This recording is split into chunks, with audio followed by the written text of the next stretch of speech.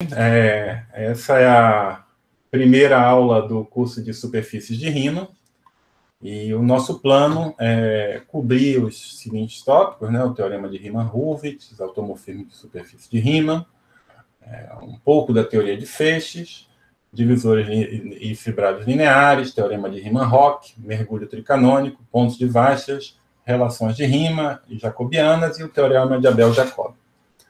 Tá? Eu vou fazer um esforço.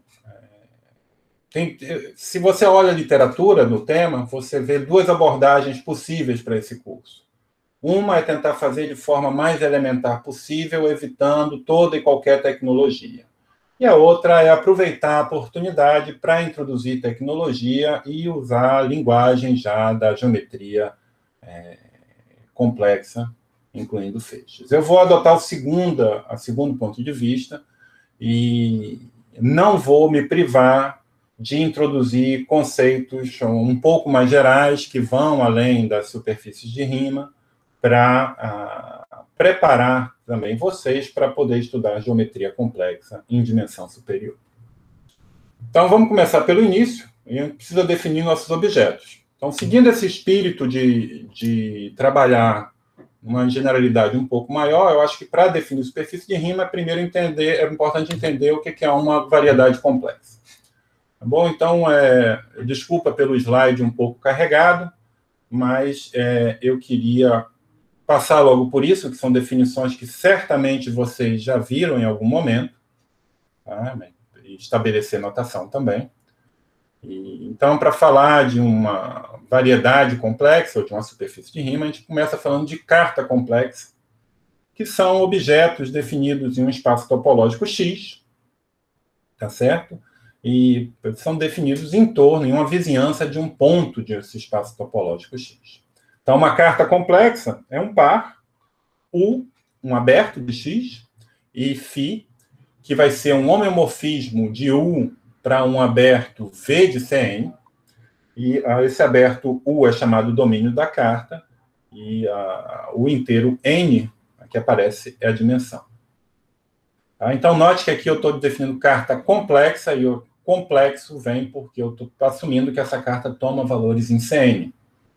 Então, note que temos apenas uma condição de ser um homeomorfismo, né, de preservar a topologia, mas não há condição nenhuma ainda do que é ser holomorfo. A gente quer definir uma estrutura holomorfa no espaço topológico. Então, para poder fazer uma teoria coerente e comparar cartas distintas, é preciso a noção de compatibilidade. Tá? Então, duas cartas, o 1 e o 2, de um mesmo espaço topológico, são compatíveis se possuem a mesma dimensão, e a aplicação de transição, definida dessa forma, é holomorfa. Tá bom? Então, está aqui uma figurinha. Então, eu tenho cartas. Aqui eu tenho uma carta definida de um aberto UI, tomando valores em um aberto de C, a dimensão de X. Eu tenho uma outra carta tomando valores em um J. E eu peço que... eu digo que essas cartas são compatíveis se essa função de transição que aparece aqui, né, definida, claro, apenas da imagem da interseção dos dois abertos por φ1 via a imagem da interseção dos dois abertos por φ2, é holomorfa. Uma função em várias variáveis é holomorfa se ela é holomorfa em cada variável separadamente.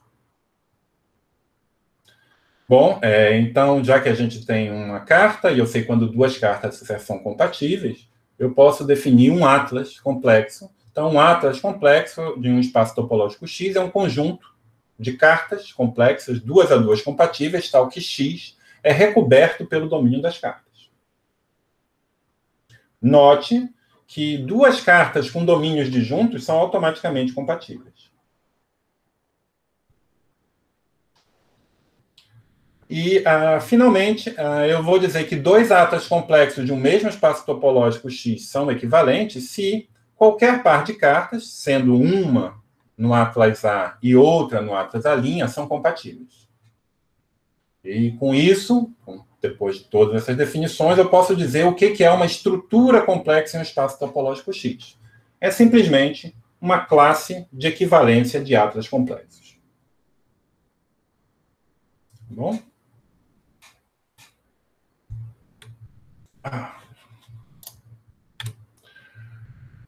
Variedade complexa. Então, o que é uma variedade complexa? Variedade complexa é um espaço topológico Hausdorff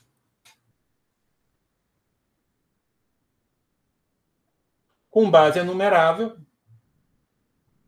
munido de uma estrutura complexa. Então, temos três condições, né? Hausdorff, base enumerável e estrutura complexa.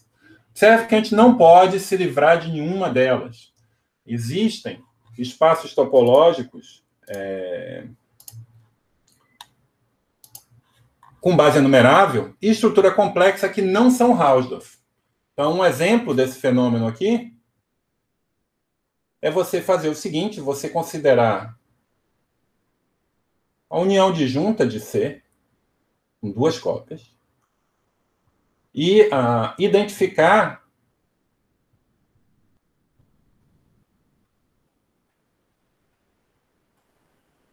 pontos diferentes de zero. Então, eu não sei como desenhar um espaço topológico não Hausdorff, mas o que acontece é que eu vou acabar tendo C e eu tenho a origem que vai ter uma cópia. E todas as vizinhanças dessas duas origens se intersectam. Então, são essas duas origens, não vão ter vizinhanças disjuntas, então não vai ser Hausdorff. E muito mais sofisticado é o fato de que existem espaços topológicos Hausdorff com estrutura complexa e que não possuem base enumerável. Então, se vocês derem uma olhada nas notas, tem a descrição de um deles, num exercício, que vocês podem se divertir tentando fazer, mas eu queria salientar que tem um teorema que diz que isso é impossível em dimensão 1. Então, essencialmente, essa condição de base enumerável não é necessária quando a gente está em dimensão 1. Mas eu vou fazer isso. Então, aqui eu esqueci de botar essa existência com estrutura complexa não possui base enumerável, seria trivial se não fosse conexo, né? Então, Hausdorff conexos. Mas eu não quero me ater nessas condições. Eu queria simplesmente ter uma definição de variedade complexa. E, de posse da definição, a gente pode transplantar para as variedades todo o conceito da análise complexa em CN, desde que seja definido por meio de propriedades locais. A gente faz isso usando umas cartas. Então, aqui tem um exemplo. Se eu tenho uma variedade complexa X e tenho V1 aberto, uma função de V para os números complexos é holomorfa, se para todo ponto P existe uma carta complexa U centrada em P e com U contido no domínio, tal que essa composição é uma função holomorfa. Conjunto, estabelecendo um pouco de notação, conjunto de todas as funções holomorfas definidas no aberto V é denotado por OXV, O caligráfico, subíndice X, V. E aplicações holomorfas entre variedades complexas são definidas de forma completamente análoga. A ideia é sempre passar para cartas e pedir que seja holomorfa em cartas.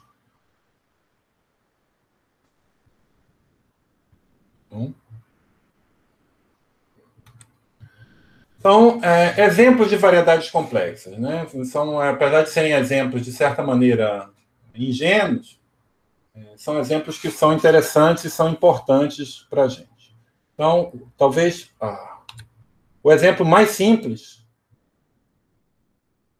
são os espaços vetoriais complexos. Então, se eu pegar V um espaço vetorial complexo de dimensão n, eu sei que ele é isomorfo, como via uma aplicação C-linear, a Cn.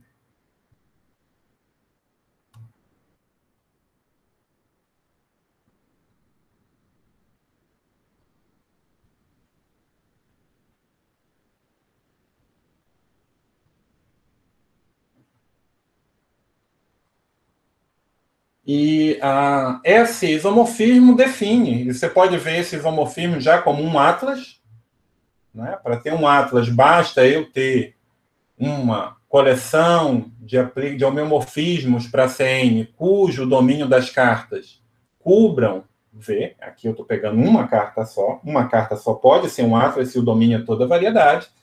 E se eu escolher, o ponto todo é que essa estrutura complexa é canonicamente determinada pela estrutura de espaço vetorial. Porque se eu escolher um outro isomorfismo,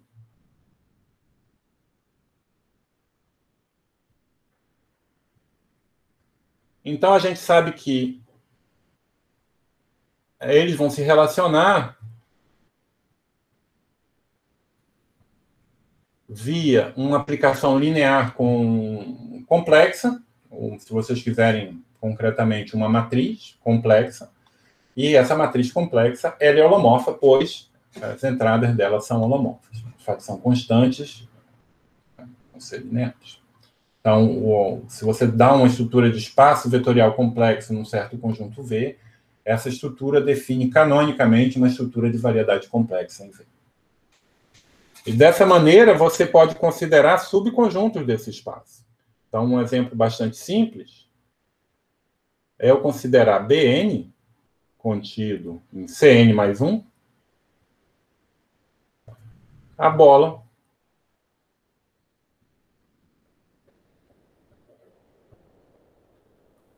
complexa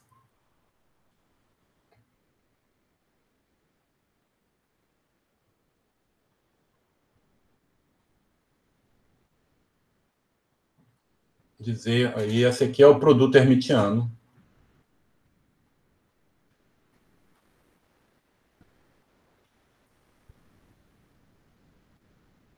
padrão, né, que diz que dizer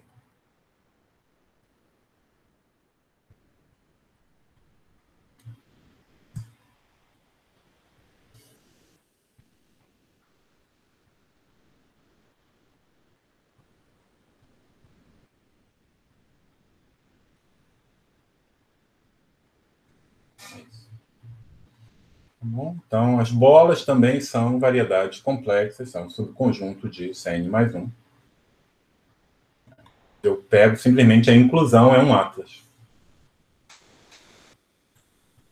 Um exemplo talvez mais interessante são os chamados espaços projetivos, né? Note que tanto o exemplo de um espaço vetorial quanto da bola são variedades complexas que não são compactas.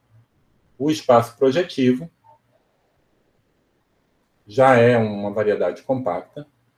E isso aqui é o conjunto das retas, como espaço topológico, ou como conjunto, né? O conjunto das retas de N mais 1 que passam pela origem. E isso pode ser dado uma estrutura de espaço topológico quando a gente se dá conta que uma reta é completamente determinada, uma reta pela origem é completamente determinada por um ponto em Cn mais 1 módulo a ação de C estrela em Cn mais 1 por homotetia. Então, aqui eu estou dizendo que C equivalente a W, se existe lambda estrela, que ser a lambda W, tá bom? E não é difícil ver, não é difícil dotar esse espaço de coordenadas de um atlas complexo. É comum a gente denota os pontos de Pn, são denotados da seguinte maneira, por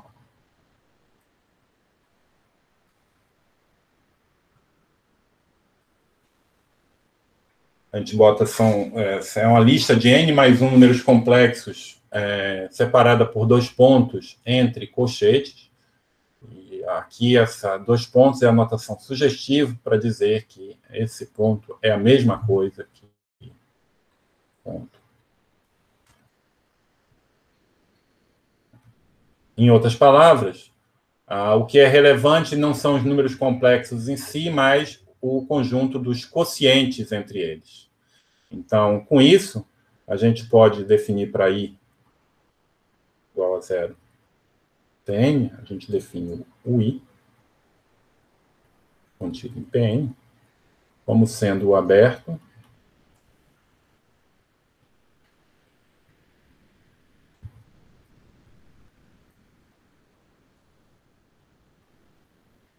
tal que Zi é diferente de 0. Então, não é difícil ver que o I tem uma aplicação para Cn. Então, que eu vou mandar um ponto dessa forma, Z0, Zn, para Z0. Como I é diferente de 0, Zi é diferente de 0, eu posso dividir por Zi.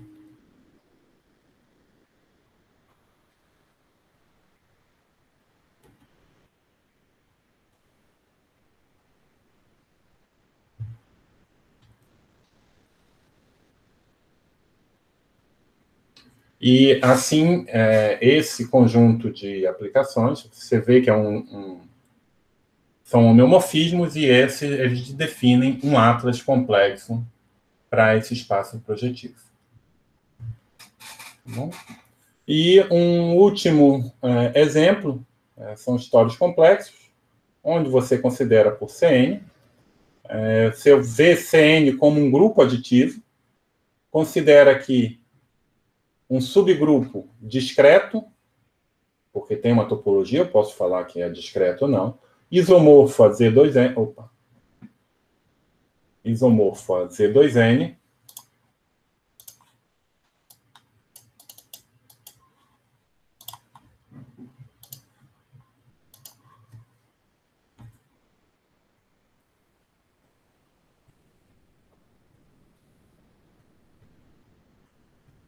e a gente considera o tório complexo como Cn quociente por lambda, munido da topologia quociente. Então, não é difícil dotar esse espaço de uma estrutura complexa. Então, aqui a gente tem, são variedades complexas compactas de dimensão arbitrária, e que eu estou falando delas agora porque elas vão ser, de fato, relevantes para o nosso estudo. Tá? Aqui é uma boa oportunidade também para a gente já mencionar, não vou entrar em detalhes sobre isso, mas mencionar que a geometria complexa em dimensão maior do que 1 é bem diferente da geometria complexa em dimensão 1. Por exemplo, a gente sabe que se eu considerar um aberto de C, simplesmente conexo, que não é o C, então ele é biolomorfo ao disco. Isso é completamente falso em dimensão maior ou igual que 2. Acho que um dos primeiros a observar disso foi o Poincaré, que mostrou que a bola B2 não é isomorfa à bola B vezes B, ou seja, o disco ao quadrado. Então, mesmo os exemplos mais simples têm comportamento diferente. Tá bom? Muito bem, depois dessas definições, a gente não tem nenhuma dificuldade em definir superfície de rima. Então, uma superfície de rima vira um caso particular do conceito anterior, de variedade complexa, e é simplesmente uma superfície de rima, é uma variedade complexa conexa de dimensão 1. De acordo com o autor, vocês podem ter... tem autores que vão aceitar a superfície de rima que não são conexas. Eu vou colocar conexa simplesmente para simplificar alguns enunciados. Não tem que ficar falando seja essa é uma superfície de rima conexa e por aí vai. Tá bom? Então, essa aula de hoje, antes de começar a desenvolver a teoria de superfície de rima por ela mesma, eu queria discutir alguns exemplos que mostram um pouco da naturalidade da teoria. Então, os exemplos de hoje são, de certa maneira, eu gosto de pensar como exemplos externos da teoria. Então, são questões, ou são universos matemáticos com certos objetos, e que esses objetos possuem uma estrutura de superfície de Riemann natural, mesmo que não faça parte da definição. Então, eu vou discutir brevemente quatro exemplos, que estão listados aí: poliedros, superfícies riemannianas, curvas algébricas e a continuação analítica. Tá bom? Vocês estão livres para fazer perguntas a todo e qualquer momento. Eu insisto. Alguma pergunta até agora? Muito bem. Então, poliedros. Tá? Poliedro é isso aqui, né? São objetos, vamos pensar num espaço R3, definidos pela interseção de semiplanos, por exemplo. Essa é uma definição possível. Vou considerar... Poderia ter uma definição mais geral, essa aí, do jeito que eu estou definindo, vão ser poliedros convexos, mas alguma coisa que é obtida via a colagem de polígonos. Tá bom? E o ponto todo é que um poliedro admite uma estrutura natural de superfícies de Riemann. Como é que a gente vê isso? Bom, a observação-chave é a seguinte. Eu vou distinguir num poliedro 3 tipos de pontos. Eu tenho os pontos que estão no interior de uma face. Eu tenho os pontos que estão no interior de uma aresta. E tem os pontos que são vértices. Todo e qualquer ponto de um poliedro vai ser de um desses 3 tipos.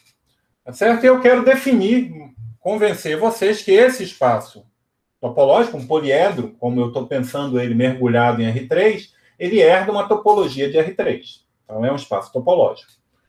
Tem base enumerável, claramente Hausdorff, porque eu estou herdando a topologia do R3, mas eu quero mostrar para vocês que ele admite uma estrutura natural de superfície de Riemann. Então, para isso, o que eu tenho que fazer? Eu tenho que dar uma estrutura complexa. Basta fazer isso, ou seja, dar um atlas. Então, como é que eu vou fazer o atlas? Então, eu vou fazer o atlas da seguinte maneira. Se eu tiver nesses pontos do tipo A, eu posso fazer o seguinte: eu posso fazer movimentos rígidos para pegar essa face, a face que contém A, e enviá-la isometricamente no plano em R2, que é C. Eu envio face.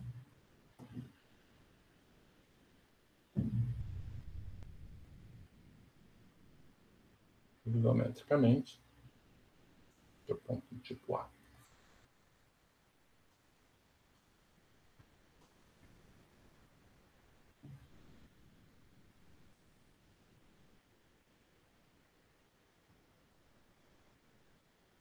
Ele está mergulhado em R3, eu simplesmente considero um movimento para que ele vá parar num plano. E isso vai ser minha carta, centrada no ponto do tipo A. Para pontos do tipo B, eu vou fazer o mesmo.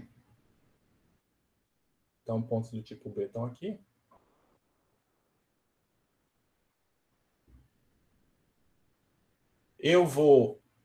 Um ponto do tipo B pertence a exatamente 2 faces. Né? Então, aqui eu vou ter a face que vai ser enviada aqui, e o meu ponto do tipo A vai ser enviado aqui. Um ponto do tipo B, ele está em exatamente 2 faces, e essas 2 faces, eu posso mover cada uma delas isometricamente para o plano e colar 2 faces adjacentes. Mover de modo que elas compartilhem a aresta sobre o qual o ponto B está.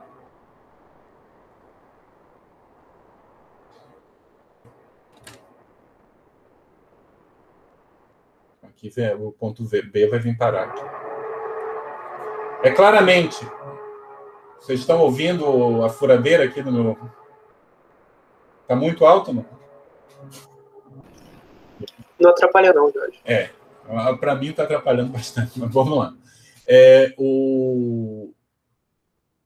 Então, aqui eu tenho também um atlas, isso vai ser um homeomorfismo de uma vizinhança de B num aberto de R2, e isso vai ser a carta centrada no ponto D. Talvez um pouco menos evidente é o que fazer com esses pontos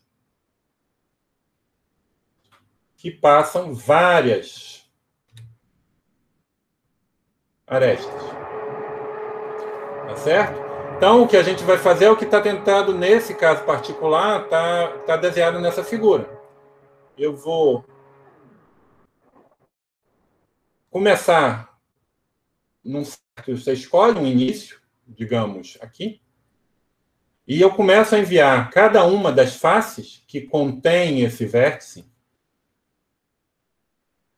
em polígonos do plano, né, via movimentos rígidos, de modo que, ao percorrer a vizinhança do vértice no sentido anti-horário, eu vou colocando uma após a outra. Então, pode-se verificar que, ao fazer esse caminho, a gente vai obter esses polígonos, eu vou, pelo menos nessa vizinhança, vão ser disjuntos, porque o ângulo aqui vai ser menor do que 360 graus. E o que a gente faz para acertar é compor essa aplicação, uma aplicação que é do tipo Z elevado a gama. Aqui um ramo dessa aplicação, que vai estar definido. Eu posso tirar fora essa reta, semi-reta aqui. E, fazendo isso, eu vou obter uma figura em que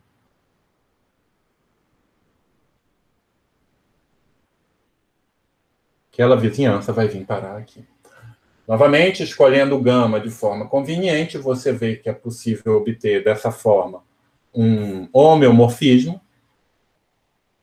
E resta apenas verificar que as funções de transição são holomorfas, porque isso é um atlas, da atlas é fácil, difícil é verificar que as funções de transição são holomorfas, mas não é muito complicado verificar que cartas do tipo A, funções de transição entre cartas do tipo A e A são aplicações afins, cartas do tipo A e B também, e cartas do tipo A e B vão ser composição de aplicações afins complexas com Z ou gama. Então, todas essas cartas de transição, você trabalhando um pouquinho, vê que elas são holomorfas, e dessa maneira você tem uma estrutura canônica num poliedro de R3. Então, teoria de superfície de Riemann contém a teoria dos poliedros em dimensão 3, em R3.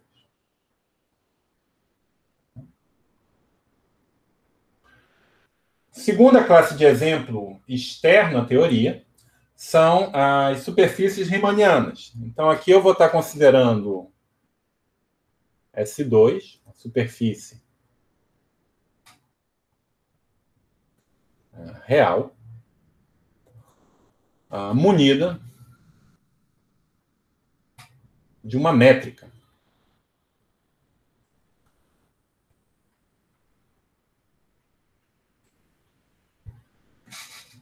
Então,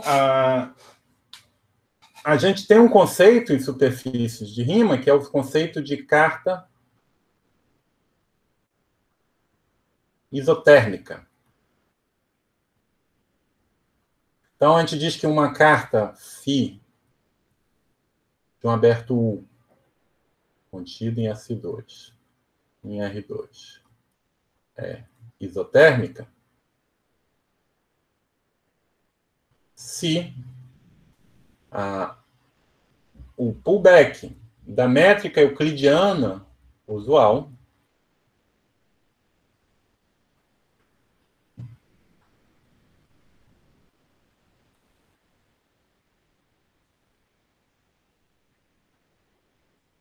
é uma função vezes a métrica G.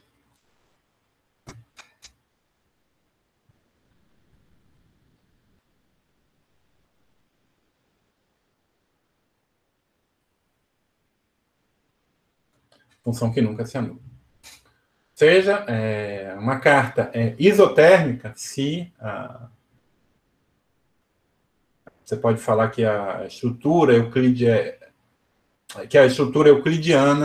é proporcional à estrutura de superfície riemanniana que essa foi dotada, que é da estrutura riemanniana de G. Tá bom? E é um teorema de análise que, se a métrica flui de classe... Jorge, o lambda depende do φ, né? Para cada φ eu acho um lambda. Para cada φ você acha um lambda. Isso aqui é a definição de isotérmica. Se existe lambda, minha imagem, tal que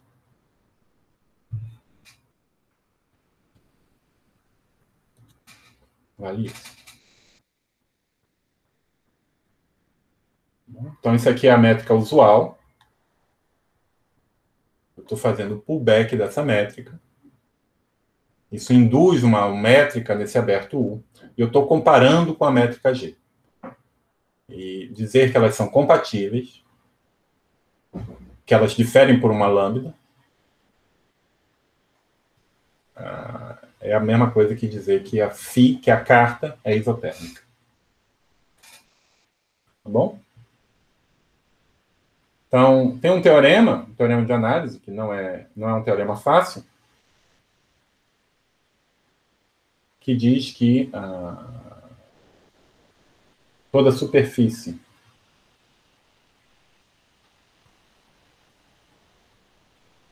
riemanniana, aqui não é a superfície de Riemann, é a superfície munida de uma métrica riemanniana.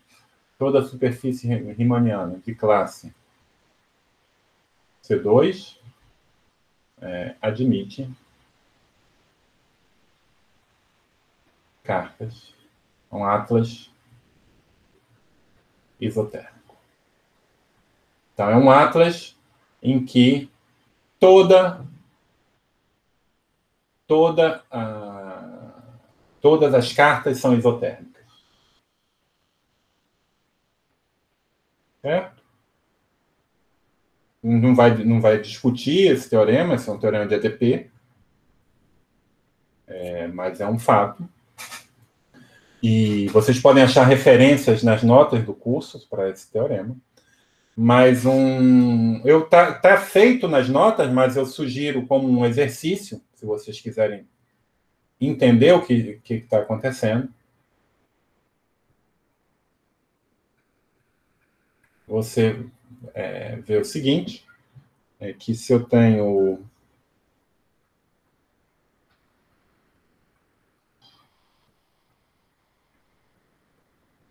as funções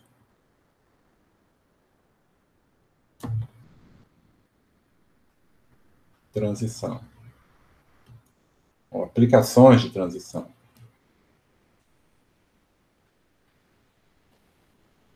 entre cartas isotérmicas,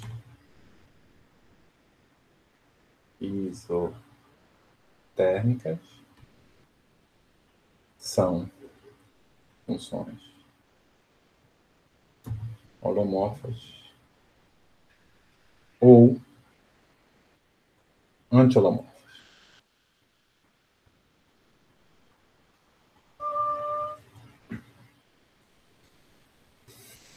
Tá bom? Isso está feito em detalhe nas notas. É uma conta que eu acho que é instrutiva. Né? Então, aqui a gente pode considerar em vários contextos, mas uma possibilidade é a gente tomar um polinômio P em C de XY irredutível e olhar para o conjunto C, são os pontos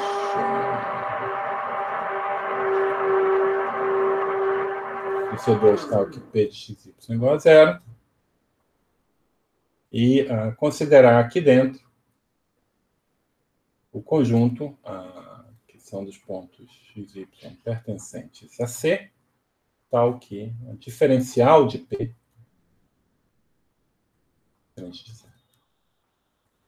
Então, não é completamente evidente, mas é um resultado básico de álgebra, de geometria algébrica, que esse conjunto C é conexo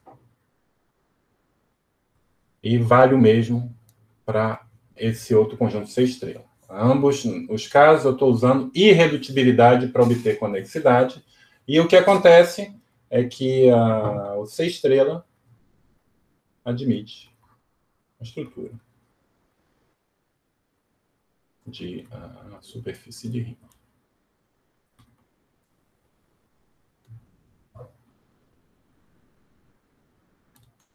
Tá bom? Nas notas tem também a demonstração disso. Essencialmente é uma consequência do teorema da função implícita.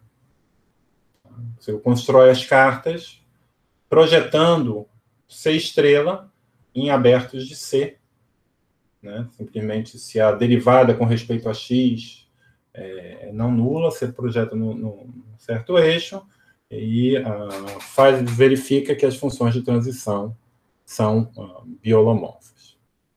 Tá bom? Então, esse é um exemplo importante também, em que muito da teoria foi desenvolvida para tratar desses casos. E uma coisa que a gente vai ver mais para o final do curso, que, de fato, toda a superfície de Riemann compacta é, de fato, originada de uma curva algébrica. Tá?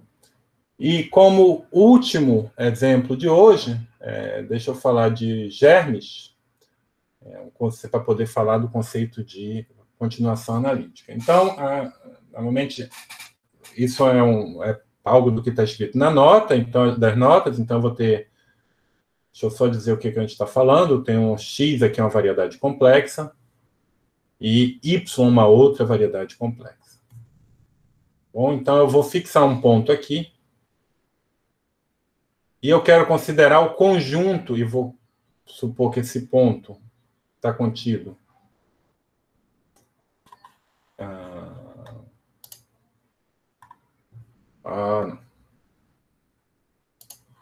que esse ponto está contido no aberto.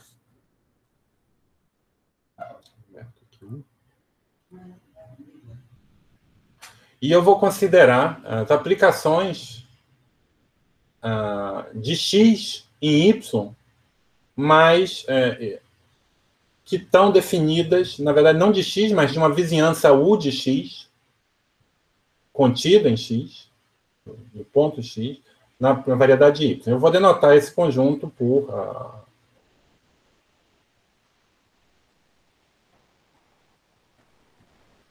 esse cara aqui é um aberto. E agora o que eu vou fazer é o seguinte. Eu vou considerar a união disjunta sobre todos os abertos U's que contém x. Então, o x são abertos x contendo x. E vou também considerar todas as aplicações de U para x, para y. Tem um erro. Bom, e eu vou considerar o par U, F. Pegar a união disjunta de todas essas coisas. Ou seja, eu estou pegando um pontinho de x e estou pegando uma vizinhança e aqui eu estou pegando uma aplicação para y. Bom? Agora, você coloca uma relação de equivalência nesse conjunto e você identifica dois pontos desse conjunto, dois elementos desse conjunto, se existe W pertencente ao X, ou seja, um aberto contendo X, W contido na interseção, e contendo x, tal que... Bom, isso aqui já está ali. Tal que essas funções, quando eu restringo a w, se coincidem. Então, eu quero um conceito de identificar duas funções que coincidem em aberto suficientemente pequeno. Então, isso aqui eu vou denotar, estou denotando ali y, x, x. Isso aqui são os germes de aplicações de x em y em torno de x. Oh, desculpa, esse aqui, na verdade, o y era antes da relação de equivalência, na minha anotação é isso, morfismos x para y. Esqueci esse conjunto.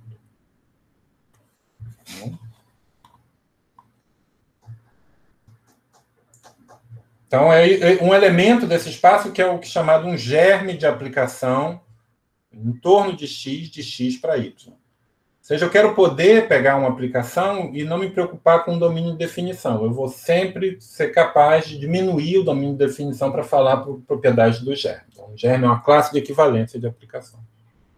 Então, esse conceito de germe é particularmente útil na análise complexa por conta do princípio da identidade. Tá? Então, dá uma maneira de formalizar o que a gente chama de continuação analítica. Então, a gente pode começar fazendo o seguinte, considerar o conjunto O de C barra, O de C entre barras, né, que é simplesmente a união dos germes de aplicações holomorfas, de funções holomorfas em C. Então, um ponto desse espaço, desse conjunto, é um par xf, com x um ponto de C, e f um germe de função holomorfa em torno de C. Então, a gente tem uma projeção desse conjunto em C, que simplesmente esquece a aplicação, guarda só o ponto, o centro dela. Então, se eu tenho... o que acontece é que esse conjunto aqui, ele tem... Isso aqui é só um conjunto por enquanto, dá para colocar uma estrutura topológica. Como é que essa estrutura topológica é definida? Então, eu tenho que dizer quem são os abertos desse conjunto.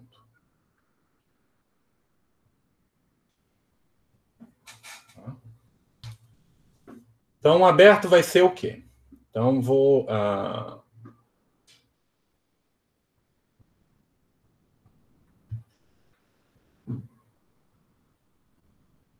dado um R maior que zero, então seja R maior que zero, e a F tilde de DRX, o disco de centro zero centrado em X, um representante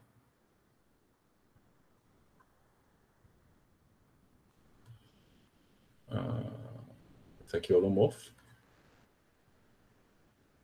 Então, vou pegar um representante de XF.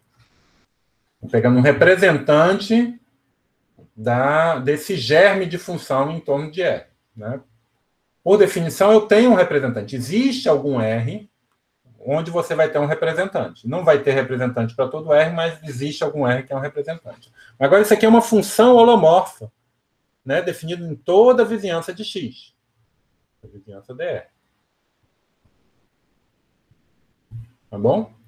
Agora, eu vou considerar, então, considerando todas as classes, agora eu vou tomar Y pertencente a D, R, X, e eu posso olhar para a classe de equivalência Y, F tilde.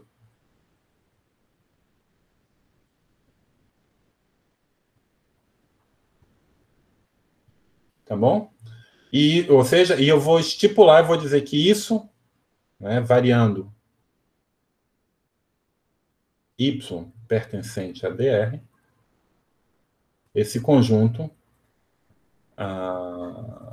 define um aberto de OC. Bom, então, isso é uma base, de fato, isso vai definir, variando os pontos X e o germe F, você vai obter uma base para a topologia de OC. Aqui está muito errado.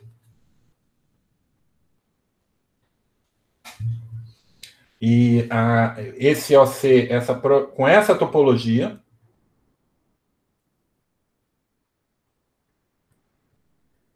essa projeção é um biolomorfismo local.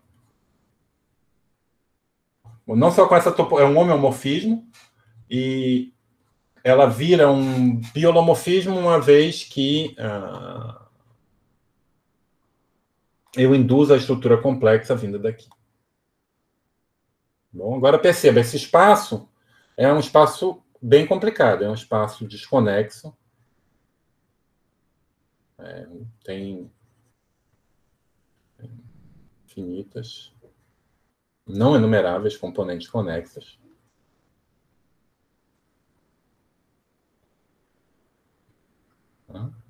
E você pode, de certa maneira, pensar que uma componente conexa... Então, aqui está C. Vamos tentar desenhar uma componente conexa. Como é que é? Eu vou pegar uma função, f, holomorfa, e vou, essencialmente, buscar fazer... Então, a função ela tem um certo gráfico. E eu vou fazer a continuação analítica dessa função, tanto que eu possa, para obter, assim, uma componente conexa desse sujeito. Então, as componentes conexas são continuações analíticas, falando de forma um pouco vaga, componentes conexas são continuações analíticas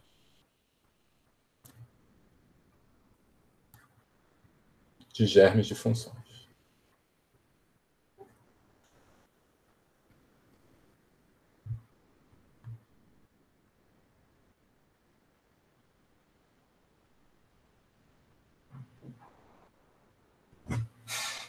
Tá bom? Ô Jorge, então você está falando que dois pontos pertencem a componentes conexas distintas, se eu não consigo estender analiticamente de modo a, enfim, conter esses dois. E não são, de outra maneira, não são dois ramos de uma mesma função. Certo, certo.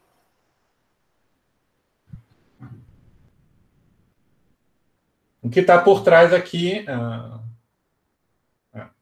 deixar vocês pensarem um pouquinho. Essa é um exemplo, mas que a gente vai ser importante no curso também, principalmente quando a gente for falar de feixes. Bom?